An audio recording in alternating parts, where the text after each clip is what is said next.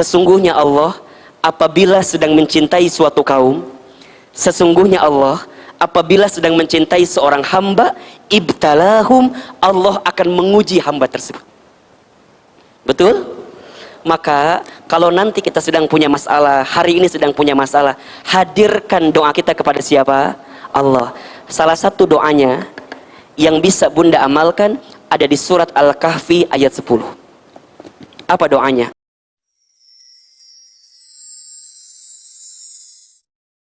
Ada satu doa yang boleh Bunda amalkan, yang doa ini ya, doa agar kita diberikan petunjuk atas setiap persoalan yang kita hadapi.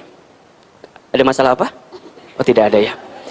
Doanya ada di Quran surat Al-Kahfi ayat 10.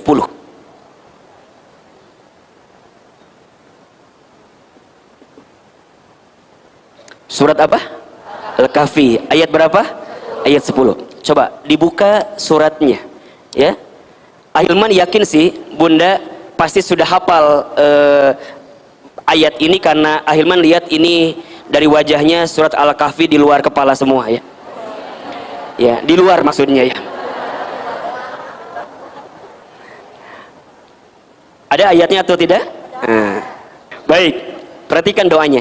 Ini doa yang ketika itu dibacakan oleh pemuda Ashabul Kahfi ketika mereka mendapatkan kesulitan, mendapatkan persoalan, sehingga Allah tunjukkan jalan keluar terbaik dari setiap persoalan yang kita hadapi.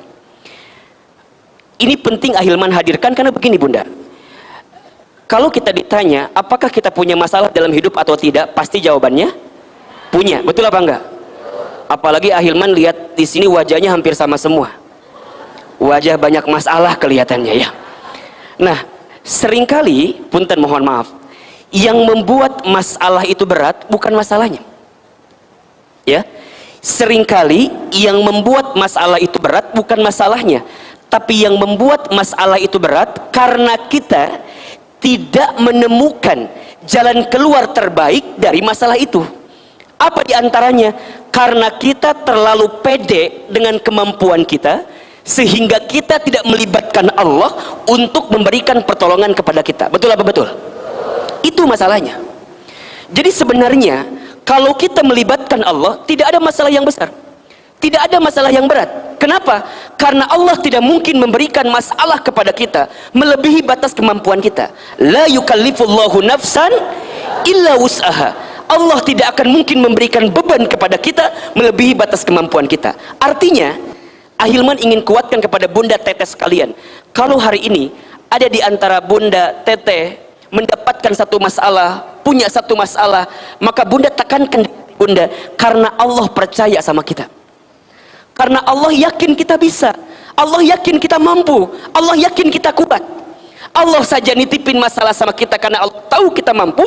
Maka kita sebagai manusia pun ketika mendapatkan persoalan seberat apapun, maka Bunda lihatlah dengan pandangan Allah memberikan kemampuan itu kepada kita.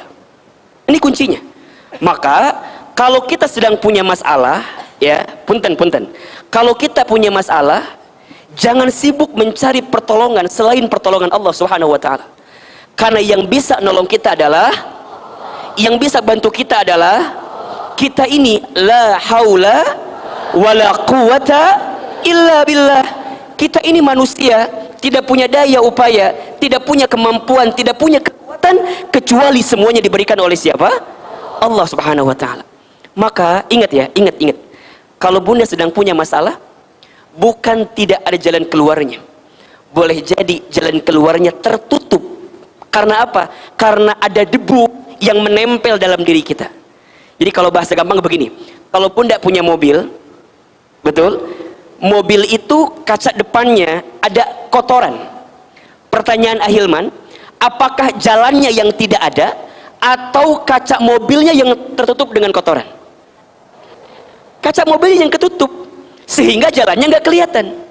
Banyak di antara kita yang bilang gini, aku mah udah susah bener ini, sudah buntu, ngeselir pokoknya mah. Ada bahasa udah nggak ada jalan keluar lagi. Betul apa enggak? Ya, Bunda kalau punya masalah di rumah tangga, punya masalah di keluarga, punya masalah dengan apapun dalam hidup, kadang-kadang suka berkata seperti itu. Udah buntu Ahilman, udah nggak ada jalan keluar. Revisi kalimat itu. Bukan tidak ada jalan keluar, jalannya ada. Tapi barangkali mata kita tidak bisa melihat jalan itu. Kenapa? Karena kita tidak meminta pertolongan siapa? Allah Subhanahu wa Ta'ala. Maka ingat ya, sering Ahilman sampaikan, kalau kita sedang dikasih masalah, jangan minta dikecilkan masalah kita, tapi mintalah dikuatkan hati dan tubuh kita. Catat status hari Senin itu. Apa kalimatnya? Jangan minta dikecilkan masalah kita, tapi minta apa? Dikuatkan hati dan tubuh kita, diberikan ketenangan, diberikan kelembutan, diberikan kekuatan. Dan yang bisa memberikan kekuatan kepada kita adalah Allah. Maka nanti Bunda ya, seberat apapun masalah kita ya, tidak ada masalah dengan masalah. Yang jadi masalah adalah sikap kita terhadap masalah itu. Bahkan Ahilman seringkali sampaikan, masalah itu singkatan. Apa itu? Masalah masa mengenal Allah. Catat status hari Selasa itu. Enggak. Jadi masalah itu apa? Singkatan masa mengenal. Kalau kita diberikan masalah dan di saat yang bersamaan membuat kita bisa makin dekat dengan Allah, maka Bunda mendapatkan nikmat yang sesungguhnya. Itu. Jadi kalau Bunda punya masalah dengan suami, dengan keberadaan suami yang ngasih ujian bagi kita itu membuat Bunda bisa makin dekat dengan Allah, maka boleh jadi Allah hadirkan suami yang menguji kita karena Allah sedang siapkan pahala kebaikan untuk kita. Itu poinnya, itu poinnya. Jadi kalau ada sekarang punten mohon maaf ya, diuji bab ekonominya, diuji bab keluarganya, diuji apapun dalam hidup kita, maka Bunda tangkap itu semua sebagai pesan cintanya Allah kepada kita agar kita bisa mendapatkan kebaikan dari masalah itu. Karena masalah adalah masa mengenal Allah. Kalau dengan masalah Bunda doanya makin panjang, bisa meneteskan air mata, bisa hadir di ta'lim, bisa sholat malam, bisa sholat duha, bukankah itu nikmat? Betul? Bukankah itu anugerah terbesar dari Allah Subhanahu wa Ta'ala? Boleh jadi Allah ingatkan kita dengan masalah yang datang karena Allah rindu dengan kita. Makanya apa kata Nabi? Man yuridillahu bihi khairan yusiba minhu. Barang siapa yang diinginkan oleh Allah mendapatkan kebaikan, yusiba minhu, maka Allah akan berikan musibah kepadanya. Allah berikan ujian kepadanya.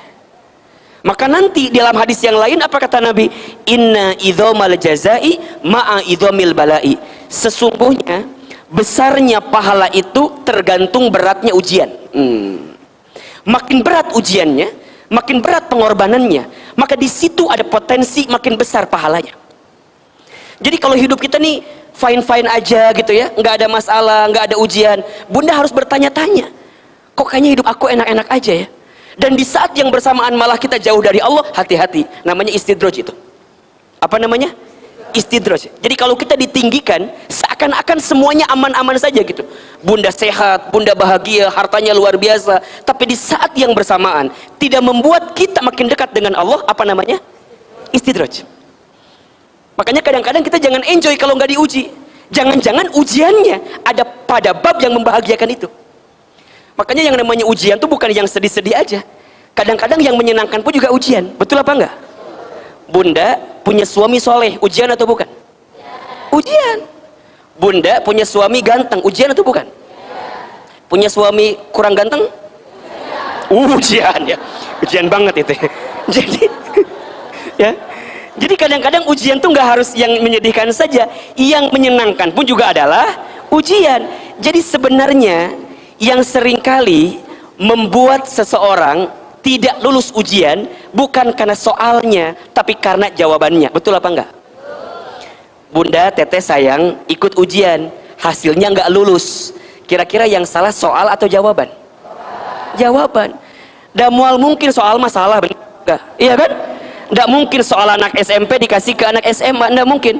Nggak mungkin anak soal SMA dikasih ke anak SMP, nggak mungkin.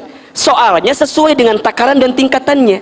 Yang seringkali jadi salah apa? Sikap kita, jawaban kita terhadap soal itu. Betul apa betul? Jadi sekarang jangan menyalahkan soal, jangan menyalahkan masalah. Aku teh kunaonnya menihirup teh kieu-kieu teuing. Kumahon, gitu weh cenah. Kumaha tuh? Bunda punya suami, misalnya nguji bunda, kadang-kadang bertanya-tanya, ah Hilman, kenapa ya suami aku teh menikah ya begini? Apa nggak ketukar sama suami tetangga gitu, ah Hilman? Dan suami tetangga meni asa soleh, meni asa bager dan segala macam. Bukan, bukan. Jangan begitu kalimatnya. Allah tidak mungkin menitipkan sesuatu kepada kita kecuali Allah menitipkan kebaikan di balik itu semua. Maka apa lanjutan hadis yang tadi? Innallaha idza ahabba qauman ibtalahum. Sesungguhnya Allah apabila sedang mencintai suatu kaum, sesungguhnya Allah apabila sedang mencintai seorang hamba, ibtalahum, Allah akan menguji hamba tersebut. Betul? Maka kalau nanti kita sedang punya masalah, hari ini sedang punya masalah, hadirkan doa kita kepada siapa? Allah. Salah satu doanya yang bisa bunda amalkan ada di surat Al-Kahfi ayat 10. Apa doanya? A'udzubillahi minasyaitonirrajim. Bismillahirrahmanirrahim. Rabbana atina min ladunka rahmah wa hayyi lana min amrina rasyada. Ahilman sekali, bunda sekali. Rabbana atina min ladunka rahmah wa hayyi lana min amrina rasyada. Ulangi. Rabbana atina min ladunka rahmah wa hayyi lana min amrina rasyada. Perhatikan kalimatnya bunda. Dalam doa itu ya, kita minta sama Allah setidaknya ada dua hal yang kita minta. Yang pertama kita minta apa? Rahmah. Apa itu rahmah? Rahmah itu kasih sayang Allah yang tidak terbatas dan tidak terputus. Itu rahmat. Rahmat Allah itu melebihi apapun dalam kehidupan kita. Makanya ketika bunda, mohon maaf ya, hari ini bisa duduk di majlis ilmu karena apa? Karena rahmat kasih sayangnya Allah kepada kita. Betul? Bunda bisa mendapatkan kebaikan dalam hidup karena apa? Karena rahmatnya Allah. Bahkan mohon maaf, ketika nanti bunda insya Allah masuk ke dalam surga, ya, yang membuat kita bisa masuk surga karena rahmatnya Allah subhanahu wa ta'ala. Ya, maka apa perintah Allah? La taqnatu min rahmatillah. Jangan pernah putus asa dengan rahmat Allah. Kalau punten mohon maaf, di sini ya, ada di antara kita yang pernah tenggelam dalam masa lalu, yang pernah berbuat dosa, yang pernah berbuat salah. Sebanyak apapun kesalahan kita, selama bunda bertobat kepada Allah, maka Allah ampuni dosa-dosa kita.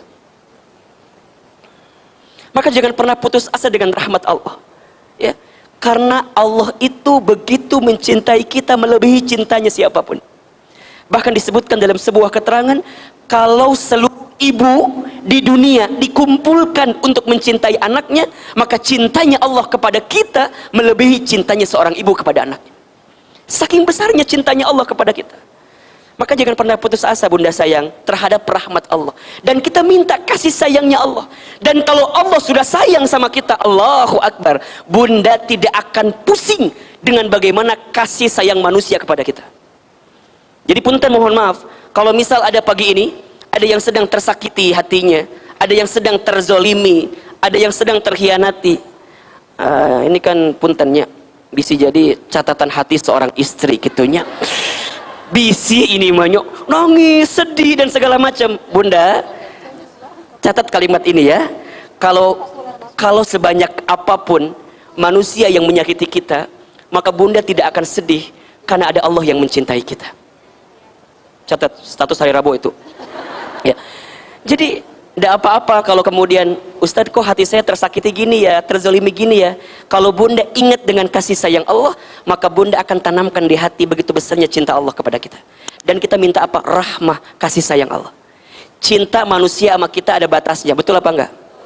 Cinta manusia sama kita ada syaratnya, iya kan? Betul? Dan hati-hati cinta dengan syarat ya. Kalau di rumah tangga cinta karena paras misalnya, punten, yang namanya paras ada expirednya. Naonnya kue Ustaz, lain kue. Ada batasnya, betul nggak? Sekarang kenceng, besok gitulah pokoknya namanya. Makanya jangan mencintai karena paras ada batasnya. Cinta karena harta ada habisnya. Cinta karena pangkat jabatan ada pensiunnya, betul? Tapi cinta karena Allah, maka itulah yang akan menguatkan perasaan cinta kita bersamanya. Maka kadang-kadang bunda sayang, cinta itu tidak butuh alasan. Karena saat ketika alasan itu hilang, maka hilanglah cinta itu. Maka cukuplah engkau mencintaiku tanpa alasan. Dan alasannya hanyalah Allah subhanahu wa ta'ala. Jangan tuntut aku seperti apa yang kamu mau, tapi tuntun aku seperti apa yang Allah mau. Status hari Kamis pas malam Jumatnya kalimat. Ulangi atau enggak? Jangan minta diulangi. Ahilman juga lupa tadi ngomong apa. Dan kadang-kadang sok keluar begitu aja bunda. Ahilman teh bener suruh ulangi di bodoh tadi ngomong. Nah, ulangi ya. Jangan, siapin kameranya biar nanti jadi story cenah. Jangan, oh tenang, ini wajar, Pentium 2 muka HP gimana hesek.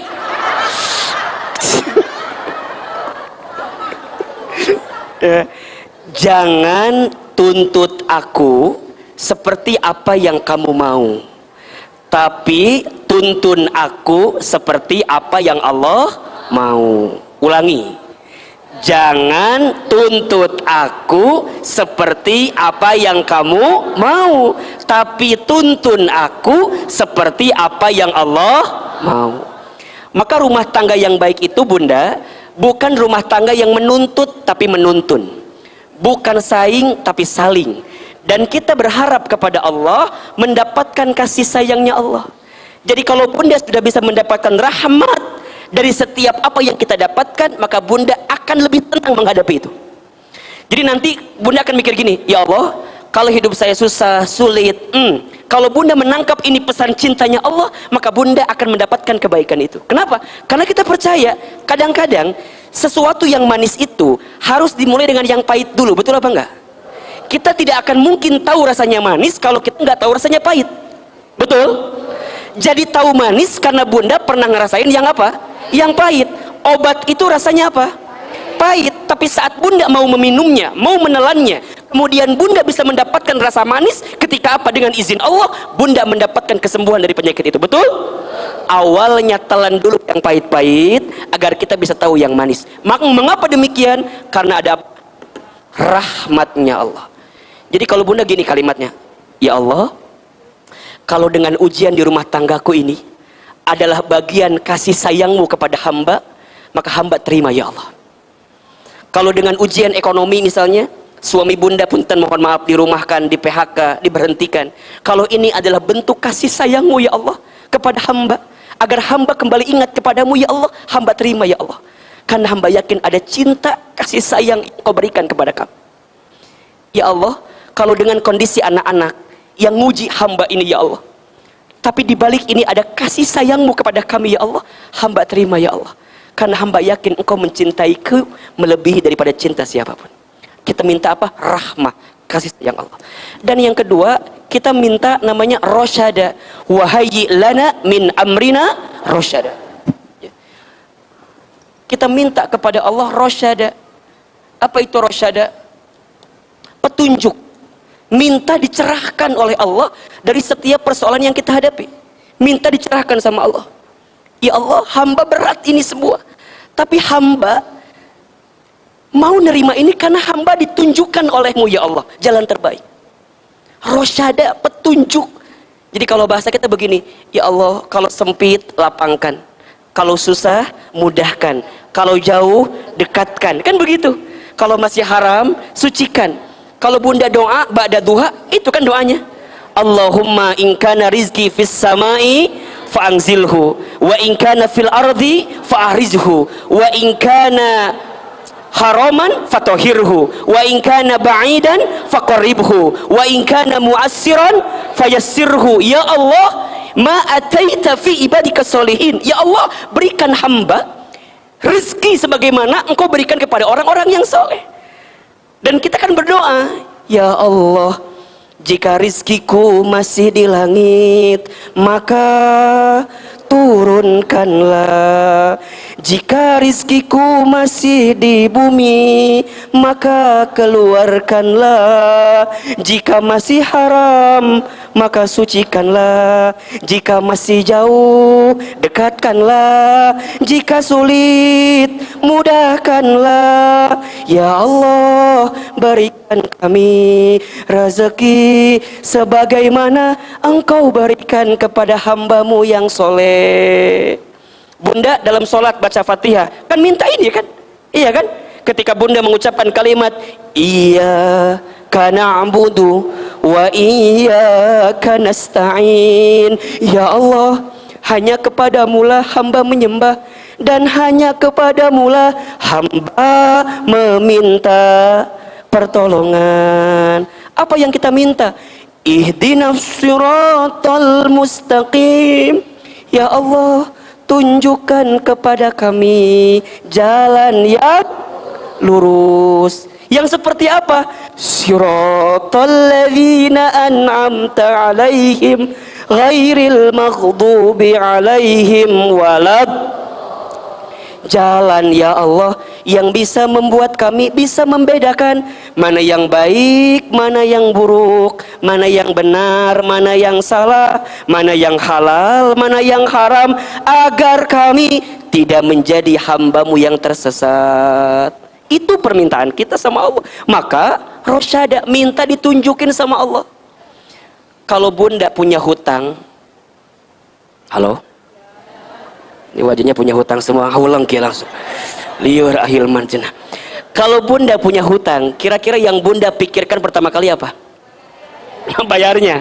Sekarang ganti kalimatnya, bunda pikirkan siapa? Allahnya. Kalau bunda mikirin Allahnya, ingat Allahnya, Allah akan tunjukkan kepada siapa kira-kira bunda menemukan solusi di balik hutang itu. Bahkan bunda diberikan ketenangan, jadi bunda tegar gitu loh. Ada yang nagih ke rumah, mau nyumput di hadapan kasur, mual. Dan nggak cukup awak kena ayo nama. Mual, bunda akan tegar, ya Allah, kira-kira gimana kalimatnya, ya Allah. Allah tunjukkan. Fokusnya bukan ke masalah, tapi fokusnya ke siapa? Ke Allah. Bunda diuji oleh suami bunda. Jangan mikirin masalah dari suami bunda, capek. Bunda mikir gini, ya Allah, kunaonnya suami aku teh kieu-kieu pisan. Ya Allah, mangga we aku mah Allah. Pada dicanak mangga, ya Allah. Terus tekiat abi mah.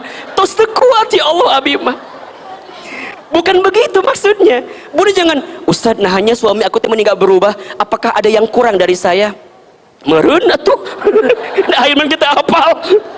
Apakah ada yang kurang? Itu paling baik jawabannya. Tapi bunda jangan sesali itu. Kalau bunda mikirnya Allah, kira-kira kalimatnya apa yang keluar? Ya Allah, Engkau titipkan suami hamba kepadaku, karena boleh jadi dengan datangnya suami hamba yang seperti itu, Engkau tunjukkan pahala kebaikan untukku, ya Allah.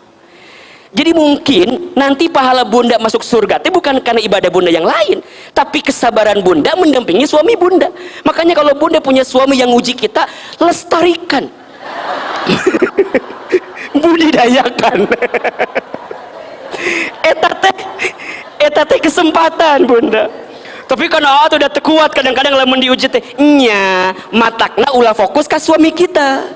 Bunda kadang-kadang suka begini, ayah teh atuh berubah, coba hargai mama. Cek suami teh sabaraha hargan. Digitukan kan nyeri hati, betul apa enggak? Bunda libatkan Allah, minta sama Allah, ya Allah, hamba mohon lembutkan hati suami hamba, ya Allah. Hamba sudah berbuat yang terbaik, tapi hamba yakin Engkau yang bisa merubah segalanya, ya Allah. Nih, teman-teman milenial yang belum nikah, ada yang belum nikah di sini? Ada? Yang mana orangnya? Ibu jangan ngacung ya, karena saya tahu mana yang belum sama yang sudah. Misalnya ada nih teman saya nih yang akhwat nih, misalnya dekat dengan seseorang, deket banget, udah 5 tahun, sehingga nyicil motor, deket banget, tiba-tiba orang yang kita cinta itu meninggalkan kita, sakit atau tidak? Di mana sakitnya? Di Sakit Ahilman, sakit betul loh. Aku teh udah berharap banget sama dia, tapi dia pergi ninggalin kita. Kalau kita fokusnya sama dia yang ninggalin kita, capek apa enggak?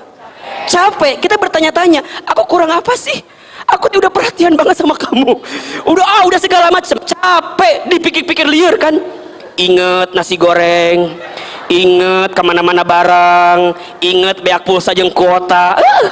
Dan meureun tiap penting teh telepon wae, benernya. Capek nu aya, ngeus atuh ulah mikirkeun kitu, ulah galau, ulah ieu mah tahu nggak, setelah aku putus sama dia teh aku jadi nggak bisa makan apa-apa. Emang kunaon? Iya, karena hampir semua menu makan pernah aku makan bersama dengan dirinya.